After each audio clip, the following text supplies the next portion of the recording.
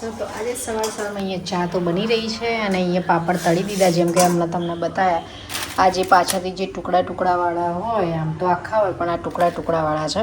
તમે લોકો કમેન્ટ્સ કરો એના પહેલાં જ મેં તમને કહી દીધું. તો ચલો પહેલાં ચા નાસ્તો કરી લઈએ અને આગળના કામ આગળ તમને બતાવતા જાઉં છું. તો વિડીયોમાં બને રહેજો. અત્યારે મમ્મીનો ફોન ચાલે છે, ફોન પર વાત કરી રહ્યા છે, એટલે હમણાં થોડી વાર પછી આપણે એક મળાવું છું. ત્યાં સુધીમાં અમારી ચા નાસ્તો ને બધું પતી જશે.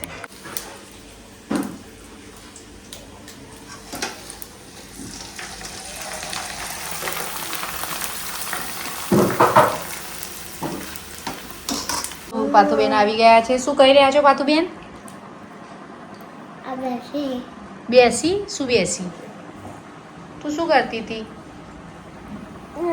જીયાન મારતો તો? તો તું કોને કહી દે હવે જીયાન મારતો તો એવું કોને કહીશ?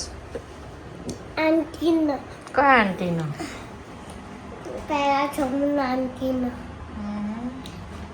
પાથભાઈને કહી દેજે કે ના દીદી પપ્પાને બધાને કહી દેજે એટલે પછી મારે જીયાને. જીયાને મારવાનું?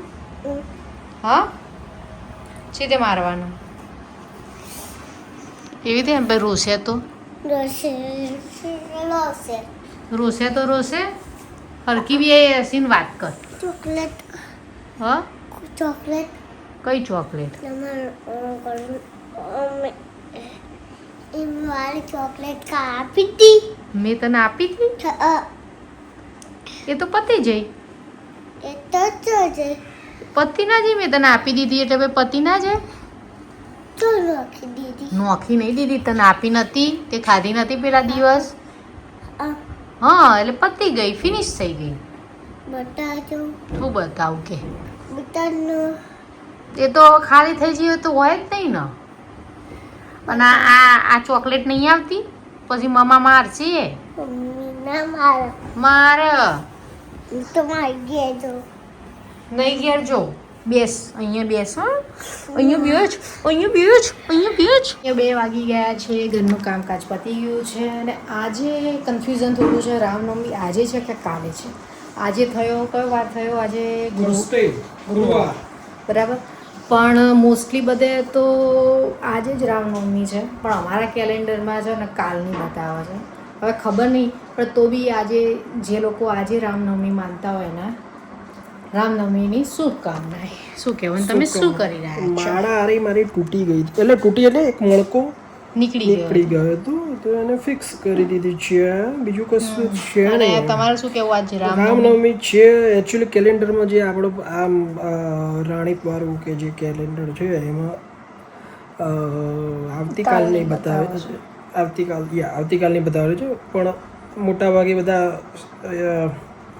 સ્ટેટસમાં ને એ રીતે આજનું મૂકેલું છે, તો મે બી આજે હોઈ શકે, બીકોઝ અમુક વાર 2 તિથિ ભેગી આવતી હોય એટલે.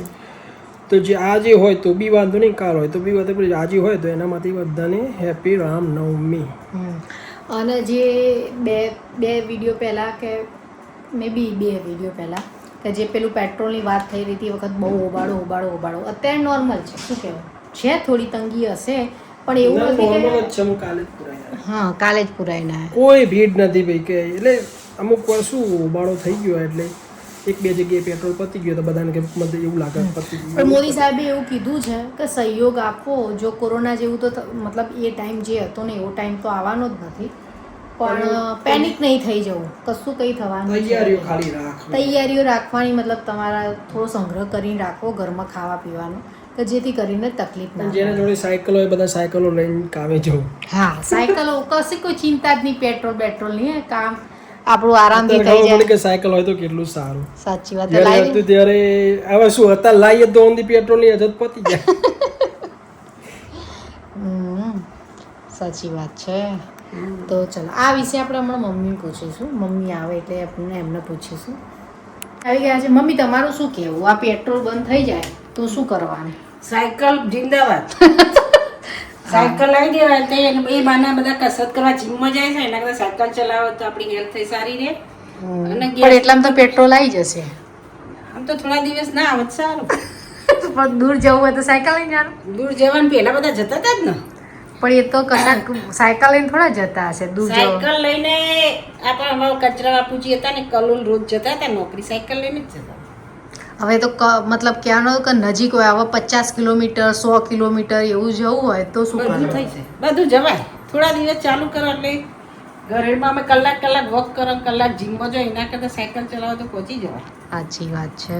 તો હવે મમ્મીનો રિવ્યુ તો એવો છે કે ભાઈ સાયકલ લાવી બહુ પેનિક થવું નહીં, સાયકલ લઈને સાયકલ ચલાવી પેટ્રોલ ખતમ થઈ જાય તો.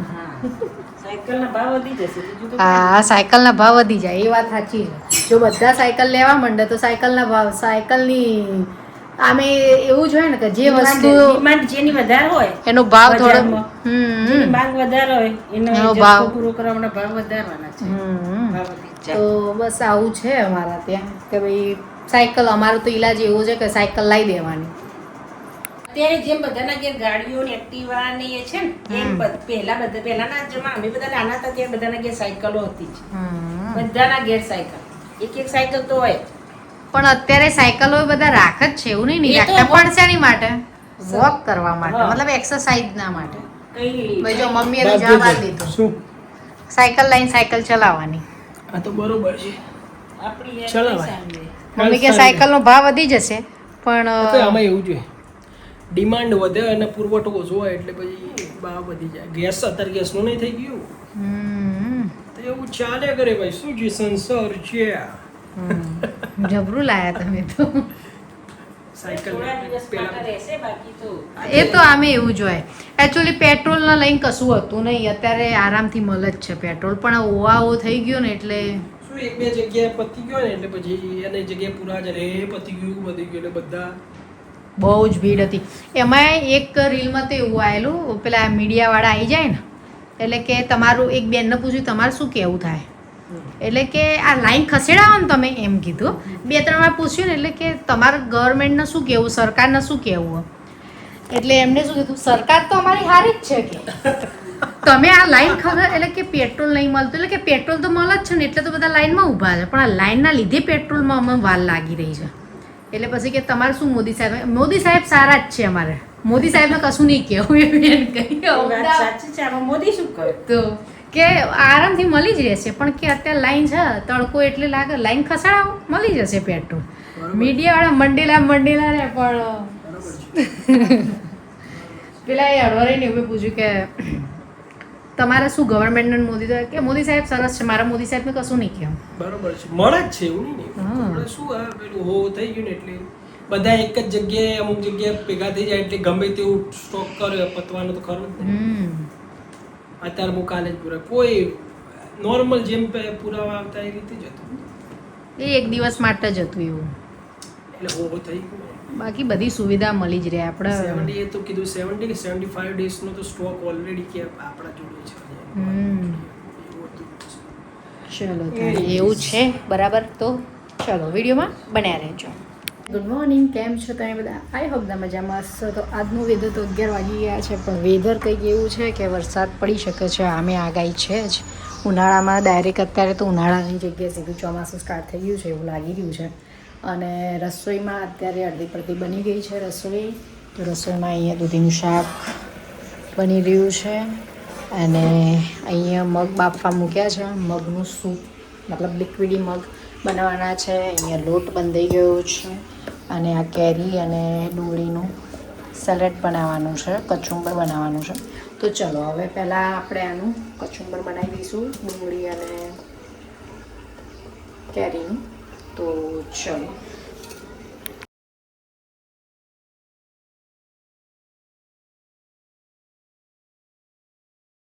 દઈશું. છોડીને છીણી નહીં કરાય અને ટુકડા પીસ કરીને કરાય પણ અમે આજે છીણીને કરવાના છીએ. તો કેરી અને ડુંગળી તમારા જરૂર પ્રમાણે તમે વધારે પ્લસ કરી શકો છો, કેરીને પણ પ્લસ માઇનસ કરી શકો છો. છીણી મીઠું થોડું નાખી શકો છો, સંચળ નાખી શકો છો, થોડી કોથમીર, મરચું અને ગોળ યા ખાંડ બેમાંથી તમે કોઈ પણ યુઝ કરી શકો છો અને પછી મિક્સ કરીને સર્વ કરવાનું. આ રેસીપી છે, હવે આગળ તમને બતાવતી જઉં છું. તો જી અહીંયા શું બની રહ્યું છે? કહી દીધું છે અને મેં હમણાં વિડીયો એકચ્યુઅલી મને ઘણીવાર એવી આદત છે કે વિડીયો બનાવી પછી જોઈ લો કે ઓકે આવ્યો કાંઈ ખાસ કરીને અહીંયા સાઈડમાં કેવી રીતે મૂકેલો હોય ને તારે ઓકે તો એ જોયા પછી ખબર પડી શું ખબર પડી કે તમે અહીંથી જતા હતા પાછળ એક્ટિંગ મારી મિમિક્રી કરતા હતા ઓ યા આવી ગઈ મેમ મને લાગી નહીં આવતું હોય ના આવી ગયું વાંધો નહીં કટ કરી દેજો શું લેવા કશું કટ નહીં કાંઈ એવું જ રાખવાનું એવું ના હોય યાર મને લાગ્યું નહીં આવતું એટલે હું તો ખાલી આમાં કરતો હતો તે વાંધો નહીં તો ચલો આ છે ને આપણે બનાવી રહ્યા છીએ શું બનાવી રહ્યા છો કચુંબરી તો ખબર જ છે બધાને ઓકે તો બસ આ ડુંગળી છીણી દીધી અને એવી જ રીતે આપણે કેરી પણ છીણી દેવાની છીણી દઈશું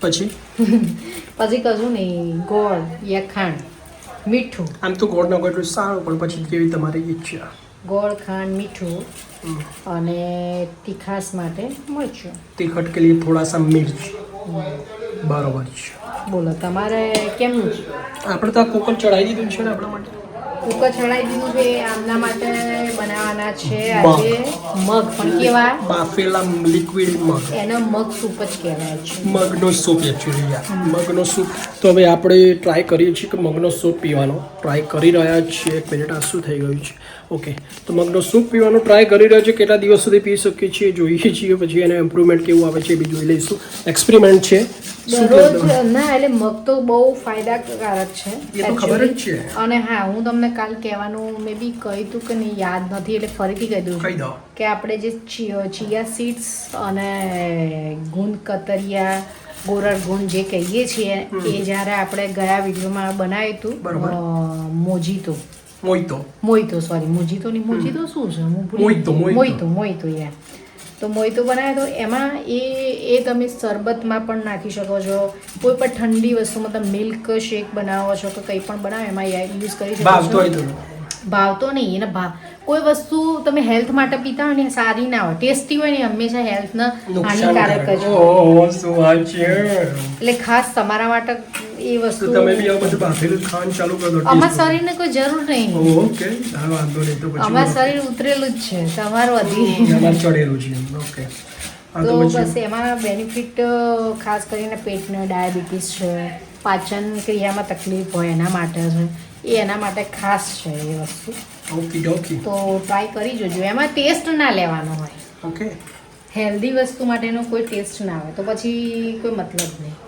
સારું તો પછી બસ હવે આ રીતે કેરીનું કચુંબર ડુંગળી અને કેરીનું કચુંબર બનાવવાનું છે જેણે બનાવી હોય એ પણ કમેન્ટ્સ કરજો કેવી રીતે બનાવે છે શું છે અને કંઈ નવો આઈડિયા હોય તો પણ કમેન્ટ્સ કરજો પણ કમેન્ટ્સ જરૂર કરજો અને હા બીજો એક ના સારા ન્યૂઝ આપવાના છે કે અમારા ઇન્સ્ટાગ્રામમાં જ્યારે 5K થયા હતા 5000 ફોલોવર્સ ત્યારે અમે બહુ બધું બનાવ્યું હતું એ દિવસે જ બનાવ્યું અને આજે 10,000K મતલબ 10K થઈ ગયા છે તો thank you very so much જેને ફોલો કર્યું હોય પણ પ્લીઝ જે લોકોએ ના કર્યું એ કરી નાખજો અને અમારા યુટ્યુબ ચેનલમાં પણ પ્લીઝ સબસ્ક્રાઈબ કરો જેથી કરીને અમને થોડું મોટિવેશન્સ મળે અને સારા વિડીયો સારી રેસીપી અમે તમારી સામે લઈને આવીએ તો પ્લીઝ કરી દેજો અને thank you very so much again તો ફ્રેન્ડ્સ જો આ છીણી દીધું છે આમાં મરચું જીરા પાવડર ગોળ મીઠું એડ કરી દીધું છે અને હવે લાસ્ટમાં કોથમીર એડ કરી દઈશું મિક્સ કરી દો એટલે આપણું કચુંબર રેડી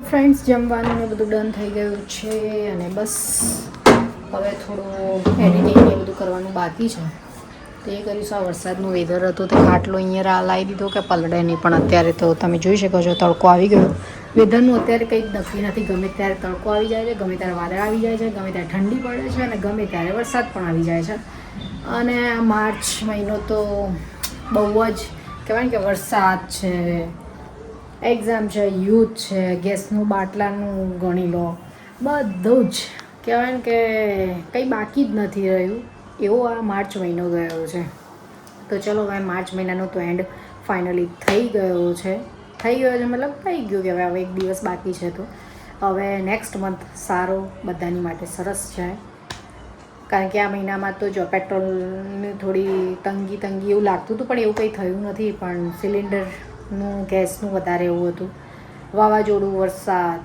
યુદ્ધનો માહોલ, બહુ બધી તકલીફો આવી છે. એક્ઝામ પણ આવી ગઈ. તો બસ બને રહો, હવે વિડીયોનું એડિટ હું કરી દઉં છું. અક્ષય બહાર ગયા છે, મમ્મી હવે બસ એમનું થોડું નાનું મોટું કામ કરતા રહે એ કરી રહ્યા છે. અને મળીએ હવે થોડી વાર પછી. તો ફ્રેન્ડ્સ, અહીંયા 6 વાગવા આવી ગયા છે અને અમારા કિચનમાં અત્યારે નાસ્તાનો બધો પ્રોગ્રામ ચાલી રહ્યો છે. 2 મિનિટ. તો અહીંયા મમરા એવડો બની ગયો છે. આની અંદર નાખ્યું છે આ વખત નવું કંઈ નથી, ખાલી એક શું કહેવાય બટાકાની કાતરી એડ કરેલી છે, તમે જોઈ શકો છો.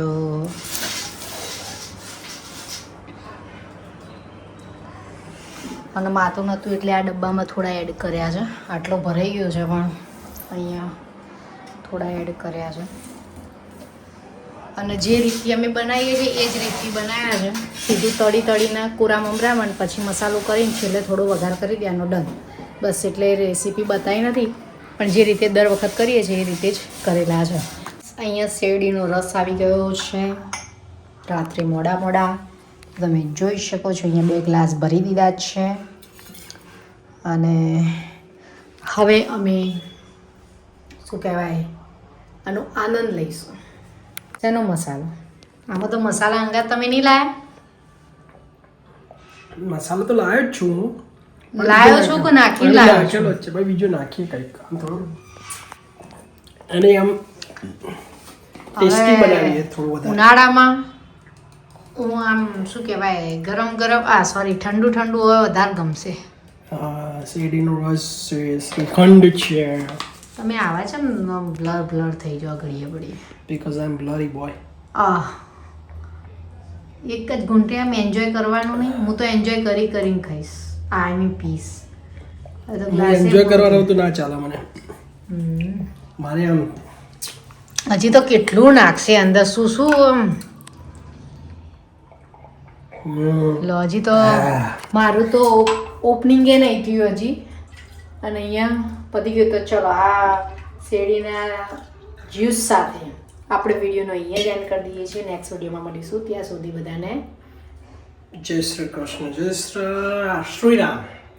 અમારો વિડીયો પસંદ આવે તો like, share and comment, subscribe જરૂર કરી દેજો. આ થોડી અલગ સ્ટાઇલમાં આપણે આપણી સ્ટાઇલથી ફટાફટ જેણે લાઈક ના કર્યો લાઈક કરી દેજો. નવા વિડીયો વાળા મતલબ જે લોકો નવા જોડાયા હોય, નવા લોકો જોતા હોય, સબસ્ક્રાઇબ ના કર્યો તો સબસ્ક્રાઇબ કરી દેજો. Bye bye. હવે નવા વિડીયો સાથે મળીશું. Good night. Thank you for watching. Like, share, subscribe. By.